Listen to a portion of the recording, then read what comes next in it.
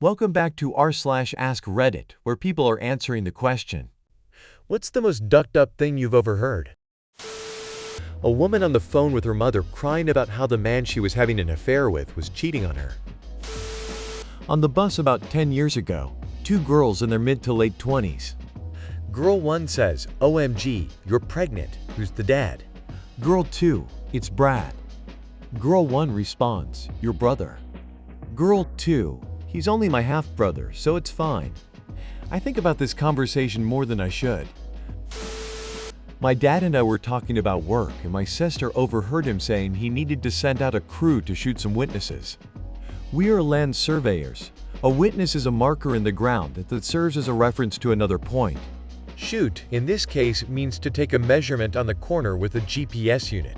But my little sister didn't know that lingo and thought there were some secrets about the family business that she hadn't been privy to.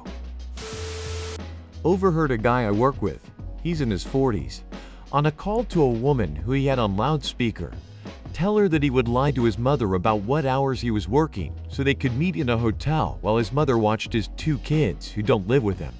Then the woman tried asking him about his kids, to which he replied, "Don't talk to me about my kids. Talk to me about things I like pussy and money." When I was in middle school, a group of girls sat down near me and started talking a bit too loud. One of the girls said she was going to try and kill the baby with Red Bull and liquor. She was 13. My favorite, a cell phone conversation overheard years ago. I was on a park bench when a guy on his phone walked by.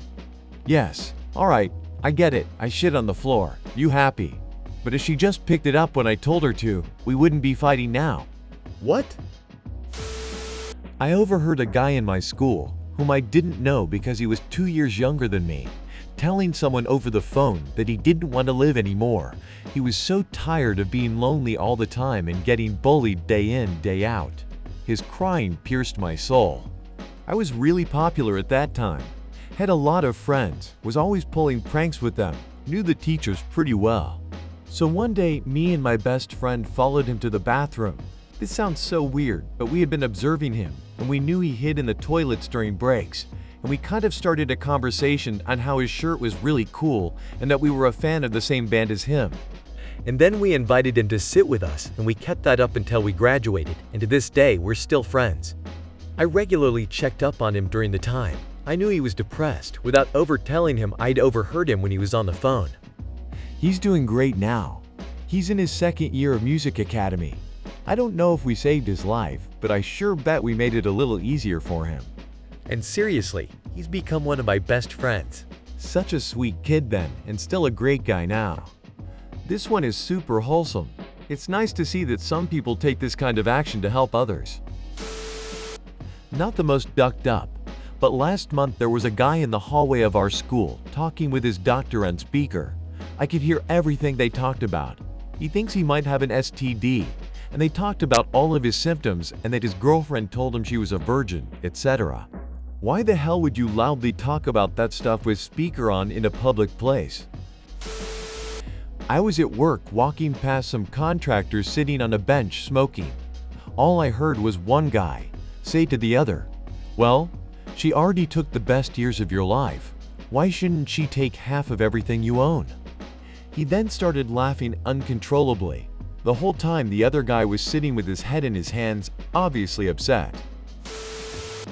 It's not so ducked up, but I'll never forget it.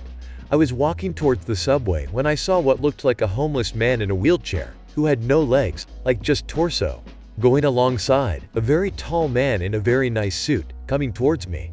As I passed the 2 men, the one in the wheelchair said, "So the blind chick was grabbing my balls." That's all I heard from their conversation. I wish I didn't have anywhere to be, otherwise I would have followed them to hear the rest of this story. So the blind chick was grabbing my balls. I truly hope those words echo in my head when I am an old man taking his final breaths on his deathbed. Had to share an elevator with a guy that just came out of the Federal Public Defender's office. He calls his GF on speakerphone and starts talking about how they want to give him 25 years. Apparently, he and his GF both know who the girl is that's supposed to testify against him for the prosecution, and they decided that they should probably just kill her. He acted like I wasn't even there. Not the most, but just the other day I overheard. It turns out my whole family's solar eclipse glasses were fake, followed by laughter, dad, to another dad at school drop-off. Used to go to the public library to write. Would put on headphones, but sometimes they were off so I could hear others at the study tables. One time some guy was arranging meetings on his phone and giving out his phone number. For giggles, I typed it into Google and a whole bunch of escort services popped up. Another time, it was an older gang member teaching two youngins to never give the cops their real name because they might have outstanding warrants somewhere. I was probably 6 or 7 years old. My parents and I were staying the night at my aunt and uncle's house. They were laying in the guest bed, and I was on a pallet on the floor of the same room, trying to sleep. After trying to sleep for quite some time one night, I could hear my dad whisper to my mom, "I think he is asleep." A moment later, my mom whispered back sexually, "Show me what you used to do," and they began audibly making out, breathing loudly and quietly moaning. Mind you, I was adopted, and they were in their late 60s. I was far too young to be hearing what my dad used to do to my mom.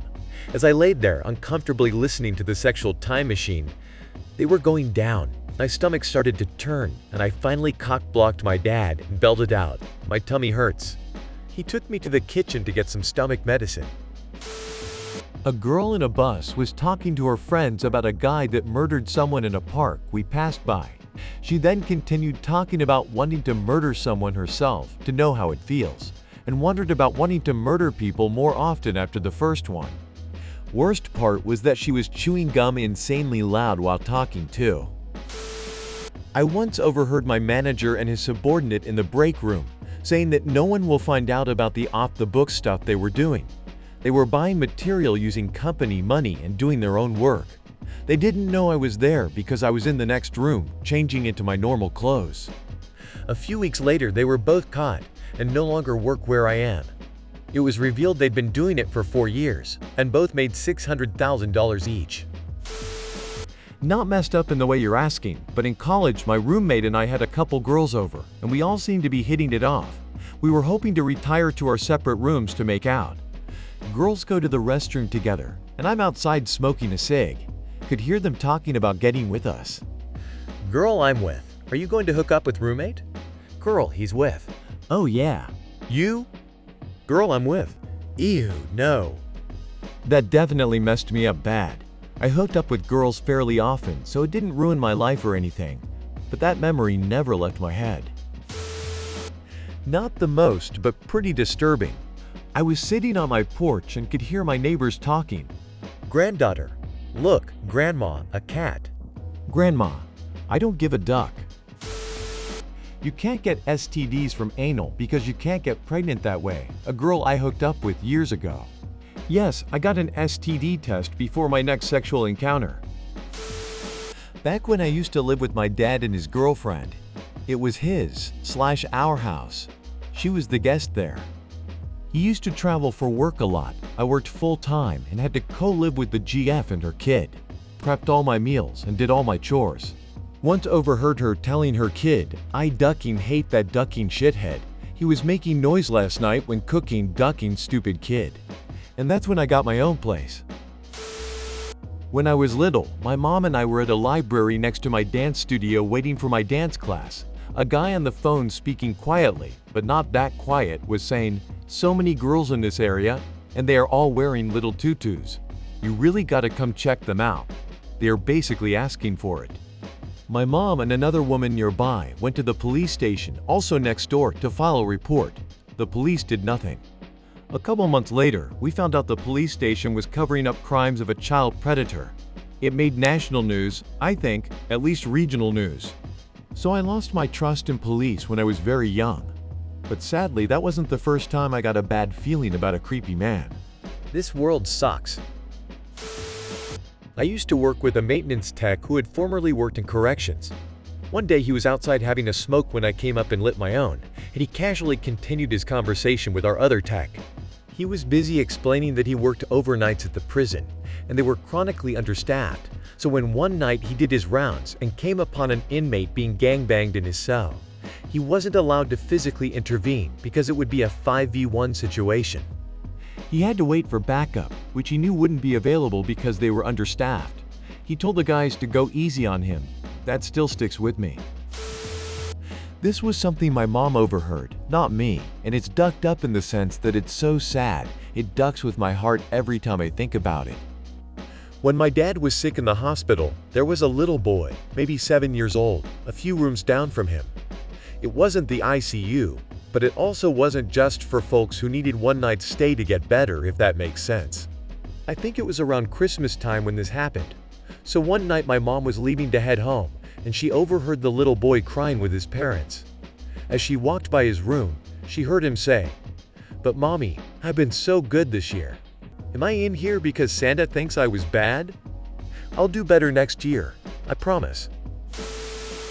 A few dudes at a bar/restaurant sitting at the table behind me. They're having a few beers and laughing and talking about past sexual conquests. One of them launches into a story about how he was in an orgy and how hot it was having so many bodies tangled together. Then he drops the bomb that his cousin, who was also a dude, was a part of it too, and the other dudes go quiet.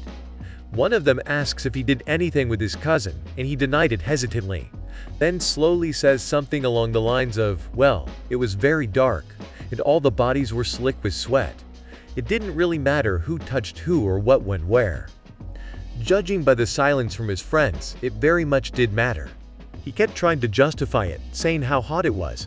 But they all made excuses to leave within the next 20 minutes, and he was left alone, drinking at the table, staring at the wall, and looking very much like he wished he hadn't told that story. That was r/AskReddit. Thank you for watching. Don't forget to like and subscribe.